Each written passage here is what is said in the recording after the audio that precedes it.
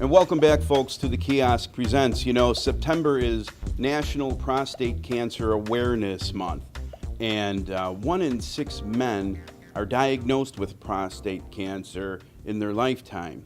And today we have two special guests that are going to talk to us a little bit about prostate cancer and some new treatments. The first guest is Dr. David Quinn. He's the medical director at USC Norris Cancer Center and Hospital. And Wendy Poage, Master of Health Administration, President of the Prostate Conditions Education Council. Welcome, guys. Hi, Rick. This is Wendy Poage. Hi, Rick. I'm David Quinn. Can you tell us a little bit about what you're doing in terms of the treatments, the new treatments for prostate cancer? Sure. Well, Prostate Cancer Awareness Month is an important time. We know that nearly 30,000 men are going to die from prostate cancer this year, and we know that 1 in 6 men will be diagnosed. So there's a lot of new education out there that we can give to men, including some exciting news about a new immunotherapy treatment for advanced prostate cancer. And so how is immunotherapy sort of changing the fight against prostate cancer? Well, immunotherapy for prostate cancer involves taking patients' immune cells and processing them. It's a treatment called Provenge. And we take the cells out of a man's body because prostate cancer and other cancers suppresses the immune system. We can take these cells to the laboratory and supercharge them so they're activated against the prostate cancer, put them back into the man's body. Those cells attack prostate cancer, but more importantly, tune the immune system in the man's body to further attack the prostate cancer. And we can reinforce that by giving 3 treatments. It's like an immune boost, if you like. And that extends the survival for patients with prostate cancer given that treatment. And could you explain a little bit about the difference between immunotherapy and chemotherapy? Absolutely. So we've traditionally used hormonal therapy or chemotherapy, which are treatments that have significant side effects for men with cancer. We usually use those treatments until the cancer grows. Immunotherapy is different. If we can set the immune system going, it will be an ongoing effort against the cancer. And also because we're using the patient's own immune system, the side effects are limited. Patients get a fever, maybe chills after the treatment, nothing too much worse than a flu injection side effect. And they have the 3 treatments and then they're done, and the immune system is set up to fight the cancer. So it's a very different treatment, and it attacks the cancer from a different angle, and therefore actually doesn't have so many side effects. Oh, that's wonderful. Please, if you would tell the folks at home, why is it so important for men to talk to their doctors about prostate cancer? Well, we know that men typically don't go into the physician for health care. They wait until something is wrong, and prostate cancer is one of those diseases where if we catch it early, we can provide a lot more treatment opportunities and better outcomes typically.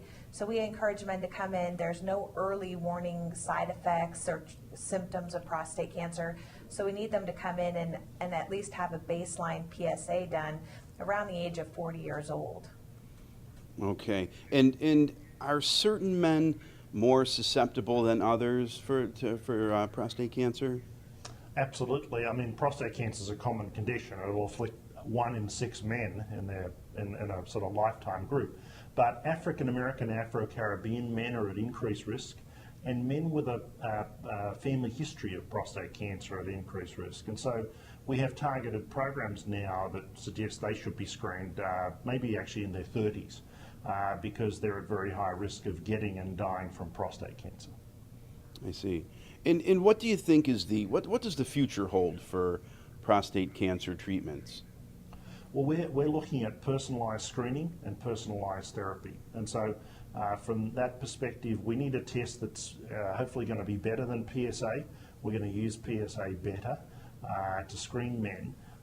And then we'll be personalising therapy, and we've seen the first advent of that with immunotherapy, but we'll be able to profile men's tumours and look at some of the genetic and other factors that are in those cancers and design a therapy for them that's specific. Okay, I see. And how about some, what are the most important tips that you share with your patients and their caregivers when it comes to prostate cancer? So what I tell them is it's a common disease. If we can detect it earlier, your chances are better. And there's a lot of information around prostate cancer, so that you need to maximise your chances. If you show up at an appointment for screening or treatment and you're unprepared and you're on your own, you're limiting your chances. So you need to get educated and bring your team with you. And so if you've got a partner, a friend, a relative that can come, you'll get more out of your appointments, and also different questions will be raised, and particularly, obviously, prostate cancer afflicts men. If a woman comes to the appointment, she will think differently about the disease and ask different questions, and often those questions are very important. Sure, sure.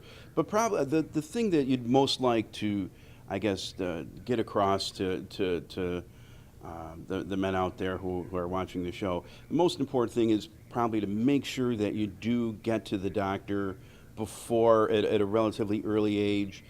Make sure that you're getting, regular physical exams, and talk to the doctor about the possibility of prostate cancer. Yeah, you're absolutely right. There are several different things that men need to know. And the first one is that they just need to take charge of their health. So be proactive and be engaged. And then the second one is knowledge is power. So learn, get more information, and ask a lot of questions. And that will help us make sure that men have access to all the different treatments and diagnosis opportunities that are out there for them. Oh, great. Yeah, absolutely. Well, listen, I'd like to thank once again Dr. David Quinn and of the Medical Center at USC Norris Cancer Center and Hospital, and Wendy Poage, Master of Health Administration and President of the Prostate Conditions Education Council. Thank you so much for being our guests on the Kiosk Presents, and thank you so much for all the helpful information that you shared with the fine folks at home today. Thank you very much. Thank you.